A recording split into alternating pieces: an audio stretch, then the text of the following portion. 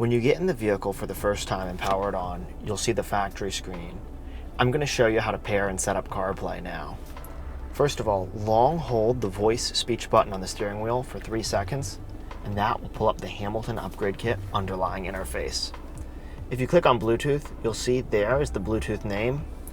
Pull out your iPhone and look for that Bluetooth name in other devices. Click on it. When a pairing code pops up, you can go ahead and click Pair. Allow to Contacts and Favorites. And if you get a prompt that says Use CarPlay, click Use CarPlay. Now give it about 30 seconds for the first time. Allow to CarPlay apps, and there it is, wireless CarPlay. We're not done quite yet. Long hold that voice speech button for 3 seconds.